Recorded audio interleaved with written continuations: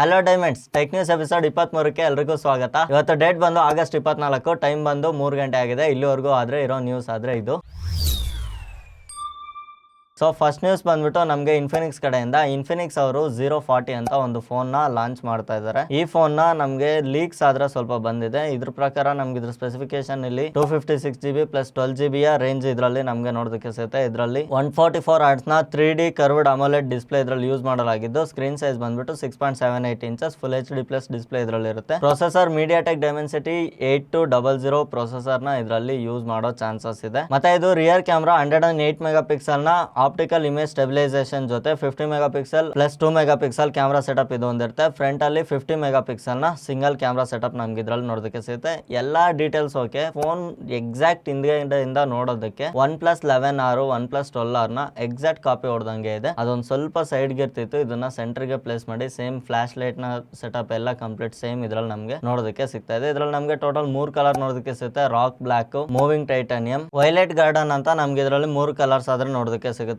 ಮತ್ತೆ same to same design ಒಂದಿಗೆ ನಮ್ಗೆ ಓಪೋ ಕಡೆಯಿಂದಾನು ಒಂದು ಫೋನ್ ನೋಡೋದಕ್ಕೆ ಸಿಗುತ್ತೆ. ಓಪೋ ಫೈಂಡ್ X8 ಅಂದ್ಬಿಟ್ಟು. ಸೊ ಇದು ಸೇಮ್ ಡಿಸೈನ್ ಒಂದಿಗೆನೆ ನಮ್ಗೆ ಈ ಫೋನ್ ನೋಡೋದಕ್ಕೆ ಸಿಗ್ತಾ ಇದೆ. ಈ ಫೋನ್ ನ ಕಂಪ್ಲೀಟ್ ಡೀಟೇಲ್ಸ್ ನಾನು ನಿಮ್ಗೆ ಮುಂದೆ ತಿಳಿಸ್ಕೊಡ್ತೀನಿ. ಇದ್ರಲ್ಲಿ ಸ್ಪೆಸಿಫಿಕೇಶನ್ ಎಲ್ಲ ಯಾವ ರೀತಿ ಇರುತ್ತೆ ಎಲ್ಲ ನಾನು ನಿಮ್ಗೆ ಫ್ಯೂಚರ್ ಅಲ್ಲಿ 1 by 1 ಹೇಳ್ತಾ ಹೋಗ್ತೀನಿ.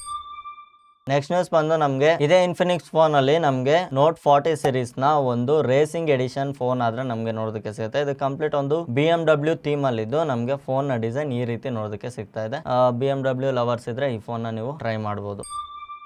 ನೆಕ್ಸ್ಟ್ ನ್ಯೂಸ್ ಬಂದು ಐಫೋನ್ ಕಡೆಯಿಂದ ಐಫೋನ್ ಯೂಸರ್ಸ್ಗೆ ಮಸ್ಟ್ ಅಂಡ್ ಶುಡ್ ಆಗಿ ಒಂದು ಚಿಕ್ಕ ವಾರ್ನಿಂಗ್ ಇದೆ. ನಿಮ್ಗೆ ಯಾರಾದ್ರೂ ಫಾರ್ ಎಕ್ಸಾಂಪಲ್ ಇದನ್ನ ಸರ್ಚ್ ಮಾಡಿ ಅಂತ ಈ ಕೋಡ್ ನ ಕಳ್ಸಿದ್ರೆ ಯಾರು ಸರ್ಚ್ ಮಾಡಕ್ ಹೋಗ್ಬೇಡಿ. ಇದನ್ನ ಸರ್ಚ್ ಮಾಡಿದ್ರೆ ನಿಮ್ ಫೋನ್ ಫ್ರೀಸ್ ಆಗ್ತಾ ಇದೆ, ಕಂಪ್ಲೀಟ್ ಆಗಿ ಇದು ಹ್ಯಾಂಗ್ ಆಗ್ತಾ ಇದೆ, ಏನು ವರ್ಕ್ ಆಗದೆ ಇರೋ ತರ ಆಗ್ತಾ ಇದೆ. ಇದನ್ನ ನೀವು ಮತ್ತೆ ರೀಸೆಟ್ ಮಾಡ್ಬೇಕಂದ್ರೆ ಒಂದೊಂದು ಮಾಡೆಲ್ಗೆ ಒಂದೊಂದು ರೀತಿಯಾದಂತಹ ಪ್ಯಾಟರ್ನ್ಸ್ ಇದೆ. ನೀವು ಗೂಗಲ್ಗೆ ಹೋಗಿ ಐಫೋನ್ ನಿಮ್ಮ ಮಾಡೆಲ್ ಹಾಕ್ಬಿಟ್ಟು ಹಾರ್ಡ್ ರೀಸೆಟ್ ಅಂದ್ಬಿಟ್ಟು ಟ್ರೈ ಮಾಡಿ. ನಿಮ್ಗೊಂದು ಚಿಕ್ಕ ಒಂದು ತೋರಿಸುತ್ತೆ. ಫಸ್ಟ್ ಪವರ್ ಬಟನ್, ಆಮೇಲೆ ವಾಲ್ಯೂಮ್ ಮೈನಸ್ ಬಟನ್ ಇಟ್ಕೊಂಡು ಪವರ್ ಬಟನ್ ನ ಡಬಲ್ ಟ್ಯಾಪ್ ಮಾಡೋದು ಅಥವಾ ಲಾಂಗ್ ಪ್ರೆಸ್ ಮಾಡಿ ಇಟ್ಕೊಳ್ಳೋದು. ಈ ರೀತಿ ಆದ್ರೆ ಕಂಪ್ಲೀಟ್ ಆಗಿ ಫೋನ್ ನ ರ್ಯಾಮ್ ಕ್ಲಿಯರ್ ಆಗಿ ಮತ್ತೆ ಫೋನ್ ರೀಸ್ಟಾರ್ಟ್ ಆಗುತ್ತೆ. ಅದಾದ್ಮೇಲೆ ನಿಮ್ಮ ಫೋನ್ ಅಲ್ಲಿ ಅಥವಾ ಐಪ್ಯಾಡ್ ಅಲ್ಲಿ ಇರೋ ಪ್ರಾಬ್ಲಮ್ ಆದ್ರೆ ಕ್ಲಿಯರ್ ಆಗೋದು. ಬೈ ಚಾನ್ಸ್ ನಿಮ್ಗೆ ಯಾರಾದ್ರೂ ಹೇಳಿದ್ರೆ ಇದನ್ನ ಟ್ರೈ ಮಾಡಕ್ ಮಾತ್ರ ಹೋಗ್ಬೇಡಿ. ಇನ್ ಕೇಸ್ ನಿಮ್ ರಿಸ್ಕ್ ನೀವು ಟ್ರೈ ಮಾಡೋದಾದ್ರೆ ಮಾಡ್ಬೋದು. ಅಕಸ್ಮಾತ್ ರೀಸ್ಟಾರ್ಟ್ ಮಾಡ್ಬೇಕಾದ್ರೆ ಡೇಟಾ ಹೋಯ್ತು ಅಂದ್ರೆ ಏನು ಮಾಡೋದಕ್ಕೆ ಆಗೋದಿಲ್ಲ.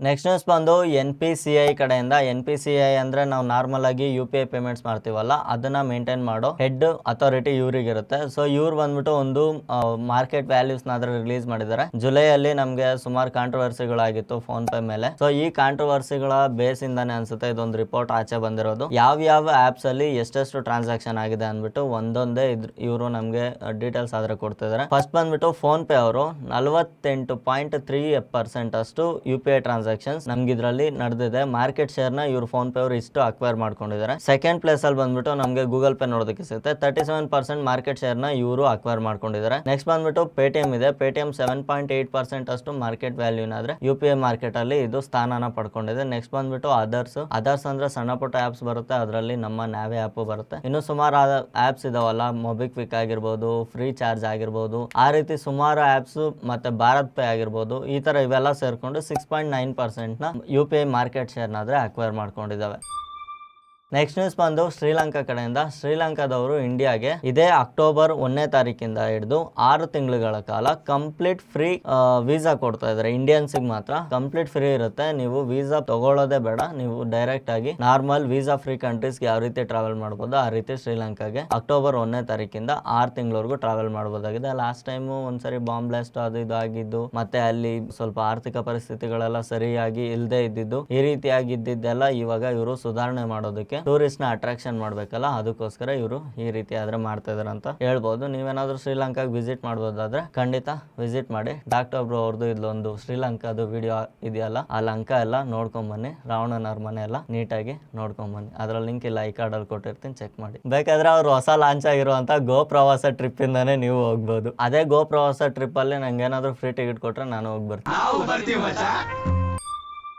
ನೆಕ್ಸ್ಟ್ ನ್ಯೂಸ್ ಬಂದು ಆಪಲ್ ಕಡೆಯಿಂದ. ಆಪಲ್ ಅವರು ಫೋಲ್ಡಬಲ್ ಫೋನು, ಫೋಲ್ಡಬಲ್ ಟ್ಯಾಬ್ಲೆಟ್ ಅದೆಲ್ಲ ತಗೊಂಡ್ಬರ್ತೀವಿ ಅಂತ ಕತೆಗಳು ಹೊಡೆದಿದ್ದೇ ಆಯ್ತು. ಇವಾಗ ಐಪ್ಯಾಡ್ ಅಥವಾ ಮ್ಯಾಕ್ ಬುಕ್ ಗಳನ್ನ ಫೋಲ್ಡಬಲ್ ತರಬೇಕು ಅಂತ ಇವರು ಪ್ಲಾನ್ ಮಾಡ್ತಾ ಇದ್ದಿದ್ದು 2027 ಬರುತ್ತೆ ಅಂತ ನಾವು ಎಕ್ಸ್ಪೆಕ್ಟ್ ಮಾಡ್ತಿದ್ವಿ. 2028 ವರ್ಗೂ ಇದನ್ನ ಎಕ್ಸ್ಟೆಂಡ್ ಮಾಡ್ಕೊಂತಾನೆ ಹೋಗ್ತಾ ಇದಾರೆ. ಬಟ್ ಇವ್ರ ಕೈಲಿ ಮಾಡಕ್ ಆಗುತ್ತೆ ಅಂತ ಮಾಡ್ತಾ ಇಲ್ವೋ, ಇಲ್ಲ ಮಾಡಕ್ ಆಗಲ್ಲ ಅಂತ ಮಾಡ್ತಾ ಇಲ್ವೋ, ಇಲ್ಲ ಮಾಡ್ಬೇಕು ಅಂತ ಮಾಡ್ತಿದ್ರು, ಮಾಡಬಾರ್ದು ಅಂತ ಮಾಡ್ತಿದ್ರು, ಒಂದು ಗೊತ್ತಾಗ್ತಾ ಇಲ್ಲ. ಮತ್ತೆ ಇದ್ರಲ್ಲಿ ಬರ್ತಾರ ರೂಮರ್ಸ್ ಪ್ರಕಾರ ನಮ್ಗೆ ಇದ್ರಲ್ಲಿ 20.3 ಇಂಚಸ್ ನ ಮ್ಯಾಕ್ ಬುಕ್ ನ ಡಿಸೈನ್ ಮಾಡಿದ್ರು ಅಂತ ಹೇಳ್ತಾ ಇದ್ರೆ. ಬಟ್ ಇವಾಗ ಅದನ್ನ 18.8 ಇಂಚಸ್ಗೆ ಇಳಿಸಿದ್ದಾರೆ ಅಂತ ರೂಮರ್ಸ್ ಆದ್ರೆ ನೋಡೋದಕ್ಕೆ ಸಿಗ್ತಾ ಇದೆ. ಸೊ ಇವಾಗ ನಿಮ್ಗೆ ಒಂದು ಫೋಟೋ ತೋರಿಸ್ತೀನಿ ನೋಡಿ. ಈ ರೀತಿಯಾಗಿ ನಮ್ಗೆ 2027 or 28 ಅಲ್ಲಿ ನಮ್ಗೆ ಈ ರೀತಿಯಾದಂತ ಮ್ಯಾಕ್ ಬುಕ್ ಆಗ್ಲಿ ಟ್ಯಾಬ್ ಆಗ್ಲಿ ನೋಡೋದಕ್ಕೆ ಸಿಗುತ್ತೆ. ಟ್ಯಾಬ್ ಅಲ್ಲ, ಐಪ್ಯಾಡ್ ಅನ್ಬೇಕು. ಟ್ಯಾಬ್ ಅಂದ್ರೆ ಆಪಲ್ ಅವರ್ಸ್ ಬೈಕ್ ಅಂತಾರೆ. ನೆಕ್ಸ್ಟ್ ನ್ಯೂಸ್ ಬಂದು ಪೋಕೋ ಕಡೆಯಿಂದ. ಪೋಕೋ ಪ್ಯಾಡ್ 5G ಬಂದ್ಬಿಟ್ಟು ಇಂಡಿಯಾದಲ್ಲಿ ಲಾಂಚ್ ಮಾಡಿದ್ರೆ. ಇದರಲ್ಲಿ 2 ವೇರಿಯಂಟ್ ನಮಗೆ ನೋಡೋದಕ್ಕೆ ಸಿಗುತ್ತೆ. 8GB plus 128GB, 8GB plus 256GB. 8GB 128GB variant ನಮಗೆ 19,999 ರೂಪಾಯಿಗೆ ನೋಡೋದಕ್ಕೆ ಸಿಗುತ್ತೆ. 256GB ವೇರಿಯಂಟ್ 21,999ಗೆ ನಮ್ಗೆ ಇದು ನೋಡೋದಕ್ಕೆ ಸಿಗುತ್ತೆ. ಇದರ ಸ್ಪೆಸಿಫಿಕೇಶನ್ಸ್ ನೋಡ್ಕೊಂಡ್ರೆ ನಮಗೆ 12.1 ಇಂಚ್ 2.5K ರೆಸೊಲ್ಯೂಷನ್ ಹೊಂದಿರುವಂತ 120 Hz ರಿಫ್ರೆಶ್ ರೇಟ್ ನು ಸಪೋರ್ಟ್ ಮಾಡುವಂತಹ ಒಂದು LCD ಡಿಸ್ಪ್ಲೇ ಇದ್ರಲ್ಲಿ ನಮಗೆ ನೋಡೋದಕ್ಕೆ ಸಿಗುತ್ತೆ. ಇದರ ಟಚ್ ರೆಸ್ಪಾನ್ಸ್ ಬಂದ್ಬಿಟ್ಟು 240 Hz ಇರುತ್ತೆ. ಮತ್ತೆ ಇದರಲ್ಲಿ 600 ನಿಟ್ಸ್ ನ ಬ್ರೈಟ್ನೆಸ್ ನಮಗೆ ನೋಡೋದಕ್ಕೆ ಸಿಗುತ್ತೆ. ಗೊರಿಲ್ಲಾ ಗ್ಲಾಸ್ 3 ಇದರಲ್ಲಿ ಯೂಸ್ ಮಾಡಲಾಗಿದ್ದು snap dragon 7S Gen 2 processor ನ ಯೂಸ್ ಮಾಡಲಾಗಿದೆ. LPDDR4X RAM ಸಪೋರ್ಟ್ ಇದು ಹೊಂದಿದ್ದು. UFS 2.2 ನ ಯೂಸ್ ಮಾಡಿದ್ರೆ ಸ್ವಲ್ಪ ಸ್ಲೋ ಇರುತ್ತೆ. ಇದರಲ್ಲಿ Android 14 ನ ಹೈಪರ್ OS ನಮಗೆ ನೋಡೋದಕ್ಕೆ ಸಿಗುತ್ತೆ. ಇದರಲ್ಲಿ 8 mega pixel back camera, 8 mega pixel selfie camera ನೋಡೋದಕ್ಕೆ ಸಿಗುತ್ತೆ. ಮತ್ತೆ 10,000 ಮೆಗಾಹರ್ಟ್ಜ್ ನ ಬ್ಯಾಟರಿ ನೋಡೋದಕ್ಕೆ ಸಿಗುತ್ತೆ. 33 ವ್ಯಾಟ್ ನ ಚಾರ್ಜಿಂಗ್ ಸಪೋರ್ಟ್ ಆದ್ರೆ ಮಾಡುತ್ತೆ. ಈ ಟ್ಯಾಬ್ ನೀವೇನಾದ್ರೂ 20,000 ರೂಪೀಸ್ ಪ್ರೈಸ್ ರೇಂಜ್ ಅಲ್ಲಿ ನೋಡ್ತಿದ್ರೆ ಗೇಮಿಂಗ್ಗೂ ಒಂದು ಒಳ್ಳೆ ಬೆಸ್ಟ್ ಪ್ಯಾಡ್ ಅಂತ ಇದನ್ನ ನಾನು ರೆಕಮೆಂಡ್ ಮಾಡ್ತೀನಿ. ಬಟ್ ಸ್ಪೆಸಿಫಿಕೇಶನ್ಸ್ ಎಲ್ಲ ಗೇಮಿಂಗ್ ಅಂತ ಮಸ್ತಾಗಿದೆ. ಸ್ಟೋರೇಜ್ ಸ್ವಲ್ಪ ಸ್ಲೋ ಆಯ್ತು ಅನ್ಸುತ್ತೆ. ಅದು ಬಿಟ್ರೆ ಬೇರೆ ಇನ್ಯಾವುದೇ ಬ್ಯಾಕ್ ಡ್ರಾಪ್ ಇದರಲ್ಲಿ ನಮಗೆ ನೋಡೋದಕ್ಕೆ ಸಿಗಲ್ಲ. ಸಣ್ಣ ಪುಟ್ಟ ಎಡಿಟಿಂಗ್ಸ್ಗೆ ಎಲ್ಲ ಇದನ್ನ ಯೂಸ್ ಮಾಡಬಹುದಾಗಿದೆ.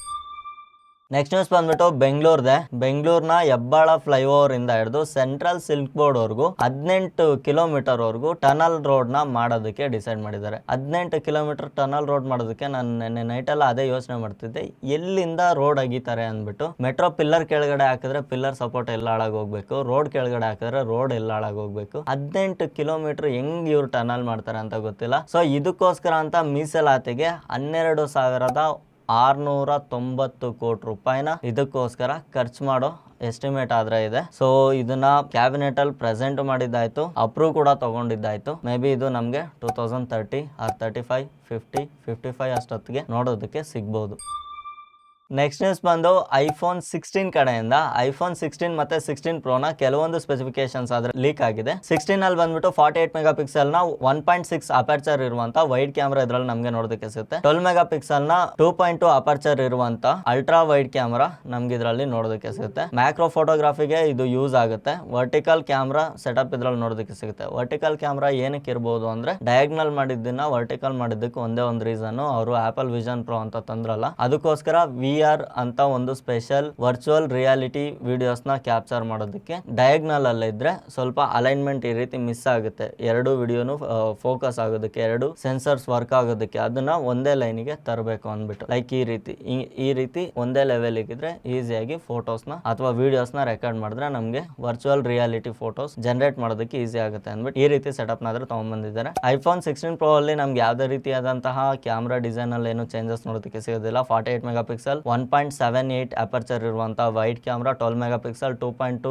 ಫೋಕಲ್ ಅಂತ ಇರುವಂತ ultra wide sensor, 12 mega pixel 2.8 aperture ಇರುವಂತ ಟೆಲಿಫೋಟೋ ಲೆನ್ಸ್ ಇರುತ್ತೆ. 5x ಆಪ್ಟಿಕಲ್ ಝೂಮ್ ಇರುತ್ತೆ. ಇದು ಪ್ರೋಗೂ 5x ಆಪ್ಟಿಕಲ್ ಝೂಮ್ ಕೊಟ್ರೆ ಚೆನ್ನಾಗಿರುತ್ತೆ. ಮತ್ತೆ ಇದರಲ್ಲಿ 3K ವಿಡಿಯೋನ 120 FPS ವರೆಗೂ ರೆಕಾರ್ಡ್ ಮಾಡುವ ಕೇಪಬಲ್ ಇದರಲ್ಲಿ ನಮ್ಗೆ ನೋಡೋದಕ್ಕೆ ಸಿಗುತ್ತೆ. ಸೊ ಇವಾಗ ನನ್ಗೆ ಇದರಲ್ಲಿ 5x ಅನ್ನೋದು ಓಕೆ, ಅಕಸ್ಮಾತ್ ಪ್ರೋ ಮ್ಯಾಕ್ಸ್ ಮಾತ್ರ 5x ಆಪ್ಟಿಕಲ್ ಝೂಮ್ ಅಂದ್ರೆ ನನಗೂ ಸ್ವಲ್ಪ ಬೇಜಾರಾಗುವಂತ ಸಂಗತಿ.